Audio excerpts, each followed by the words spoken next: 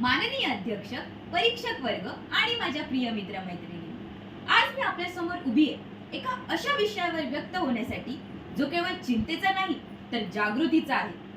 तिसऱ्या महायुद्धाच्या उंबरठ्यावर उभं असलेलं हे जग. विचार करा, रात्रीचे 3:30 वाजले, अख्खं शहर शांत आहे, अख्खं जग शांत आहे आणि अचानक एक आवाज घुंगावतो. अख्खं जग दचकून उठतं. आजूबाजूला आकाशावर धूर नुसता आहे. कित्येक लहान मुलांच्या किंचाळ्या गगनात ऐकू येत आहेत. नकाशावरील सीमारेखा आज रक्ताने माखल्यात. माणूस जीव वाचवण्यासाठी जमीन फोडून बंकर शोधतोय. हे काही चित्रपटातील वर्णने नव्हे, तर ही वास्तविकता आहे जी हळूहळू आपल्या जवळ येते. हो, तिसरं महायुद्ध सुरू झालंय. पहिल्या महायुद्धाने लाखो माणसे गिळली. दुसऱ्या महायुद्धाने नागासाकी, हिरोशिमा सारख्या शहरांचा संपूर्ण नाश केला.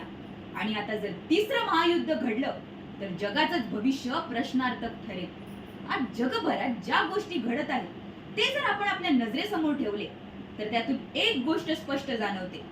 जग एका भयावह संघर्षाच्या उंबरठ्यावर उभं आहे. एका बाजूला युद्धासाठी सुसज्ज होणारी महासत्ता, तर दुसऱ्या बाजूला संरक्षणासाठी झटणारं राष्ट्र.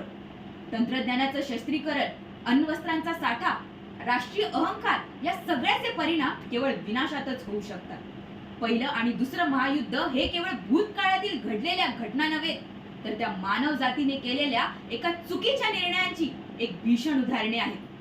सध्या चालू असलेलं रशिया, युक्रेन, अमेरिका, चीन यांच्यामधील दीर्घकालीन युद्ध या उदाहरणावरून आपल्याला एक गोष्ट स्पष्टीकरण देते की जगातील महासत्ता ही एकमेकांवर कुरघोडी करण्याच्या तयारीत आहे. दुसऱ्या महायुद्धानंतर मानव जातीने ठरवलं की कधीही युद्ध होऊ नये, पण आता फक्त ते कागदांपर्यंत सीमित आहे. एकूण आज जगभरात एकूण 32हून जास्त युद्धस्थित्या सुरू आहेत. एकूण 13,000हून जास्त अण्वस्त्रांचा साठा आज पृथ्वीवर आहे. आणि फक्त एक चुकीचा निर्णय आणि अख्खी मानवजात नामाशीष होऊ शकते.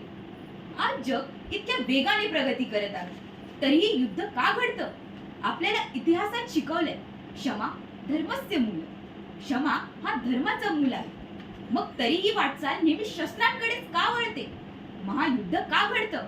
कारण सत्ता, हुकुमशाही, वर्चस्व आणि स्वार्थ. पहिलं महायुद्ध घडलं त्याचं कारण म्हणजे राष्ट्राच्या सत्तेच्या हवामुळे, वसाहतवादामुळे. दुसरं महायुद्ध घडलं ते हिटलर सारख्या हुकुमशहाच्या अहंकारामुळे, सुडेच्या भावनेमुळे.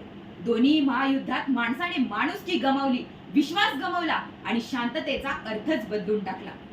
आता जर युद्ध घडलं तर त्याचे पडसाद केवळ रणांगणावर नाही तर सामान्य माणसाच्या घरापर्यंत पोहोचतील.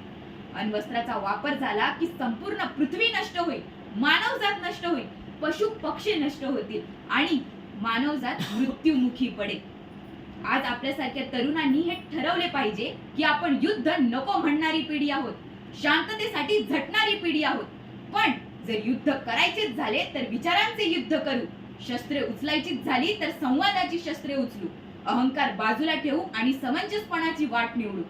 आज प्रत्येक राष्ट्राने हे समजले पाहिजे की त्यांच्या अस्तित्वासाठी त्यांना गरजेचे कोण आहे? अनुभव का अन्नधान्य? रणांगण की रुग्णालय? सैन्य का शिक्षक? ह्या निर्णायक क्षणी जर आपण समजूतदारपणाचे धोरण नाही धरले तर इतिहास आणि येणारी पिढी आपल्याला कधीच क्षमा करणार नाही. शेवटी मी इतकंच म्हणेन की युद्ध हे कोणीही जिंकत नाही, तर ते सगळ्यांनाच हरवून जातं. आज आपण एका अशा जगाचं स्वप्न पाहूया जिथे हातात बंदुके नाही तर लेखणी असेल, जिथे सीमेवर सैन्य नाही तर झाडे फुललेली असतील, जिथे राष्ट्राच्या सीमेपेक्षा मानवतेचं बंधन मोठं असेल. शांतता ही निवड आहे आणि ही निवड आपल्यालाच करायची आहे. तिसऱ्या महायुद्धाच्या उंबरठ्यावर उभं असलेलं हे जग, चला आपण एकत्र मिळून वाचू. धन्यवाद.